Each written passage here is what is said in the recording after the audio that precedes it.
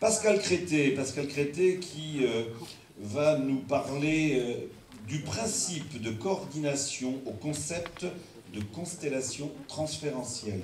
Il y a des mots-clés qui ont été énoncés tout au long de la journée, que j'ai notés et qui, étant le dernier intervenant, je souhaitais qu'on les reprenne un petit peu pour introduire ce dont je vais vous parler ensuite. Il était beaucoup question des pratiques, du bricolage, des outils, de la boîte à outils, quelque chose qui nous est cher dans le mouvement institutionnel, la boîte à outils, du singulier, mais aussi du collectif, de l'articulation entre les deux, comment articuler singulier et collectif, de l'expérience, d'une pensée collective. Quelque chose autour de la psychose aussi, prévenir les ruptures, les anticiper, respect du travail de l'autre,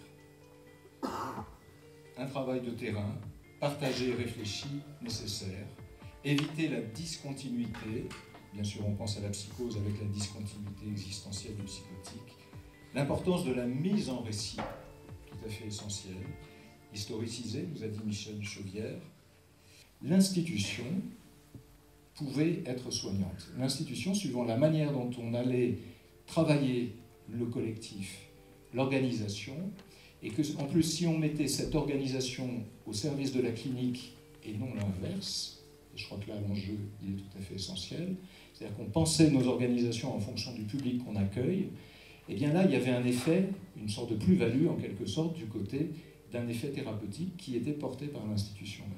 C'est que ces patients psychotiques qu'on avait imaginés, comme ça, complètement repliés dans leur monde, complètement inaccessibles à tout, lorsqu'ils étaient mis en situation d'échange sur une certaine scène de vie quotidienne partagée, eh bien il se passe quelque chose avec eux qui restaure la relation et que quelque chose d'un travail relationnel, qu'on peut qualifier aujourd'hui de psychothérapique, peut fonctionner dans l'accueil de la psychose. Mais si on la prend en compte collectivement et de manière un petit peu institutionnelle et articulée, ça a un effet de soin. Parce que le psychotique, il ne s'adresse pas en fonction des statuts des gens, mais en fonction des relations et des rencontres qui vont s'instituer. Donc on est obligé de prendre en compte cette dimension. D'où ce concept de constellation transférentielle. Je m'explique, c'est très simple. Alors, c'est Toscaïas qui l'amène à un moment donné de sa réflexion. Il dit c'est comme si on avait un ciel étoilé. Alors, on voit des milliards d'étoiles et puis on ne sait pas comment se repérer dans ce ciel. Et puis si quelqu'un vous dit ah bah oui, mais il y a des lignes qui sont tissées entre des points qui sont repérables et on peut tracer des lignes entre telle et telle étoile, se dessine à ce moment-là une constellation qu'on peut repérer. C'est celle du Capricorne ou c'est celle du Bélier, etc.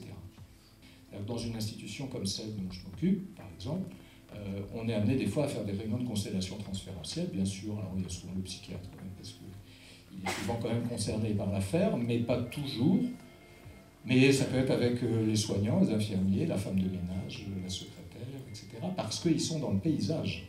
Et si on ne travaille pas sur ce plan-là, on passe à côté et on aura beau coordonner les soins autour de la personne comme on voudrait le faire dans notre pensée logique, formelle, cartésienne, ça ne marchera pas avec la personne psychotique. Et je pense que dans le travail social, dans le soin, on est quasi tout le temps dans des logiques abductives. C'est-à-dire qu'on ne sait pas d'avance où on va. Ça ne veut pas dire qu'on ne sait pas mener notre travail et notre action, mais ça veut dire seulement qu'il faut cheminer avec la personne dans ces trois temps, enfin, surtout ces deux temps premiers, phoriques et sémaphoriques, pour pouvoir ensuite peut-être revenir et vérifier si notre hypothèse de base était juste ou pas.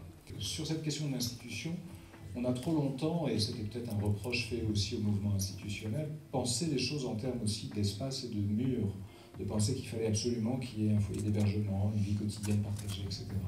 Et qu'avec l'arrivée des services, et Roger l'a dit tout à l'heure, on a eu à se poser cette question, est-ce qu'on peut continuer à faire institution lorsqu'on développe un SAVS, un SAMSA ou un SAD? S'il y a quelque chose à travailler là où vous êtes dès demain matin, c'est la fonction d'accueil et la différentielle d'admission.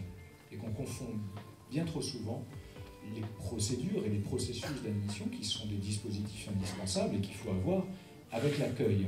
Et l'accueil, si on veut travailler dans une lecture institutionnelle, c'est une fonction partagée. C'est pas que l'affaire du chef de service qui fait visiter le service à un enfant qui va entrer. Ça, c'est dans le dispositif d'admission.